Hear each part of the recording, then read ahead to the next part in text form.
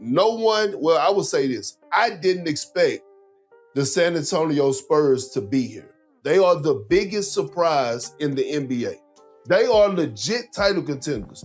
They have a real chance at winning the NBA championship this year. Matter of fact, I believe that they are going to win the NBA championship this year. This isn't their peak. This is just the beginning. This team is not even close to its final form. This is just the early version, and it already looks dangerous. Sitting at 53-18, locked into second place in the West, and taking 4 out of 5 from the defending champs, that is not something you just brush off, especially when 2 years and it looked rough. This franchise was stuck at the bottom of the conference, like everything that could go wrong actually did. Their legendary coach went through a serious health scare with a stroke. Their franchise player was dealing with a blood clot situation that had people worried about his future. The team barely scraped together 34 wins and looked like it needed a full rebuild from the ground up. Now, the whole picture flipped.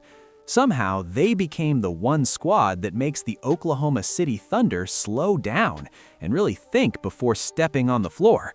That shift did not happen by accident. This is not some random hot streak or lucky stretch either. I don't think they can beat the Spurs. Their defense is so bad on both ends. Thanks. Like, Lakers' defense is horrible, and the Rockets' defense is horrible. Can the T-Wolves beat the Spurs? No.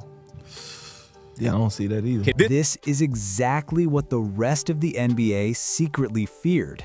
The Spurs didn't just rebuild, they skipped the line like they had cheat codes.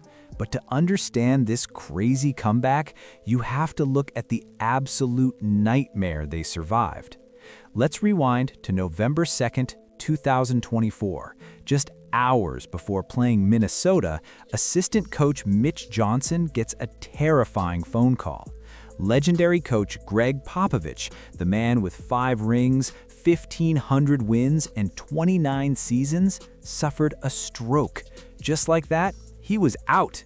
Mitch was suddenly forced to run the whole team with 0 head coaching experience. Total panic.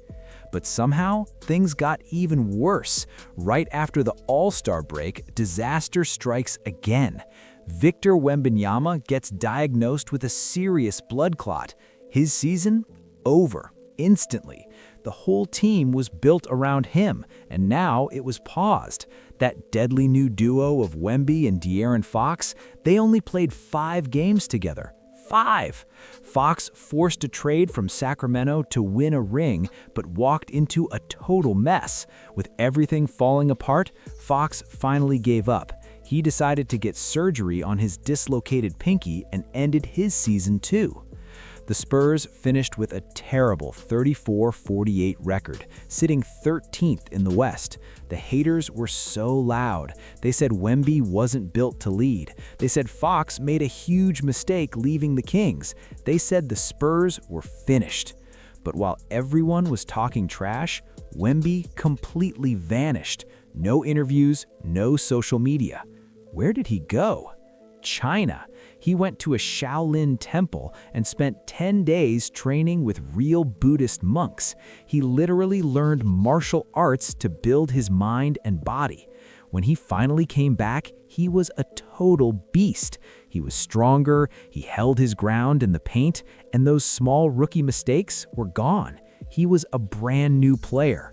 By May 2025, Popovich officially retired, and the Spurs didn't hire a flashy new coach. They trusted Mitch Johnson. Mitch instantly changed the team's DNA. He brought in a new defensive coach, demanded aggressive play on every single possession, and turned the Spurs back into a terrifying threat. NBA fans, it is time to talk about what is happening in San Antonio.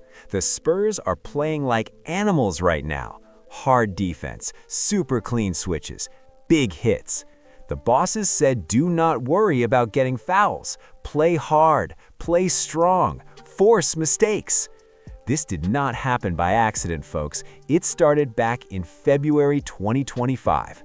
That is when everything changed quietly. Sacramento sent De'Aaron Fox to San Antonio in a huge deal. At first, it looked like a crazy risk. Big names and draft picks went out. But look closely. The Spurs kept their core. Wemby stayed, Castle stayed, Vassell and Johnson stayed. No panic moves, just a monster upgrade on top. Fox wanted to be here. He saw what this team could be. Imagine driving to the hoop when a 7'4" guy is protecting the rim. Defenses freeze, lanes open up. Fox saw it, and the team bet big on him. He is locked in long-term now, too. 4 years, $229 million. He is not going anywhere. Then they got lucky in the lottery. They only had a small chance, but boom, they jumped to number 2. Scripted? Maybe, but now they have Dylan Harper from Rutgers. This kid is 19, but plays like an old pro. He is never rushed, never panics. He is getting 11.3 points and 3.8 assists every night. And this is on a team that is trying to win right now. Not a bad team just playing rookies for fun. He doesn't need to score 40, he just connects everything. You see the flashes. 10 assists against OKC, 24 points in one game. He fits perfectly. Look around, the bench is deep. Harrison Barnes is steady, Champagnie hits big shots, Vassell looks alive again on defense, even Carter Bryant, the 14th pick, is getting real minutes. Get this stat, at one point they won 7 straight games, with 7 different guys as the leading scorer. That has almost never happened in history. The Spurs went 12-3, multiple wins over OKC. Mitch Johnson won Coach of the Month. This is not a lucky run, this is scary. They have a top 5 defense and a top 10 offense. The system is working. Everyone knows their job. And it all starts with the big man. Victor Wembanyama is only 22 and he is changing the whole sport. 24 points, over 11 rebounds. He leads the league in blocks. The Defensive Player of the Year race? It is not a race, it's just him standing there. Before December, he got a block in 101 games in a row. That is historical stuff. And the best part? It's the fear. Guys drive in, see him, and just give up. Layups turn into bad passes. With him on the court, they have the best defense in the league. Without him, the defense completely falls apart. It is a massive difference. He is better on offense now, too. Stronger, more dunks, free throws. Not just taking bad shots, he is scoring from everywhere with control. All-star starter at 22, and he is still getting better. But wait, there's more. Stephon Castle won Rookie of the Year and somehow got better in year 2. 16.5 points, 5 rebounds, 7.1 assists. He runs the team. 3 triple-doubles already. He dropped 30 on Denver like a superstar. He is 21 and already making a case for all defense. Active hands, constant pressure. It looks so natural. November 12th was a massive night. He and Wemby both got a triple-double in the same game. Youngest teammate duo ever to do that. Younger 3 times in 2 weeks in December. The only team to beat them 3 times in a row lately. Think about this. OKC is 56-15 against everyone else, but against 67 that a team lost 3 of their first 5 games to the same opponent. This is more than a rivalry. This is a problem. December 13 in Vegas, NBA Cup semifinal. OKC came in with a 16-game winning streak. Wemby returns after missing 12 games. No one knew if he would be rusty. Nope, he changed the whole game instantly. 9. Castle with 19 and 7 said these games feel like the playoffs. Lottery team, no more. They are 4-1 against the defending champs, and their best 3 players are 22, 21, and 19. This is just the beginning. The core is scary. No shortcuts, just timing and structure. So now we go to this, a 7-game series, Spurs versus Thunder. No easy nights. Who wins when everything is exposed?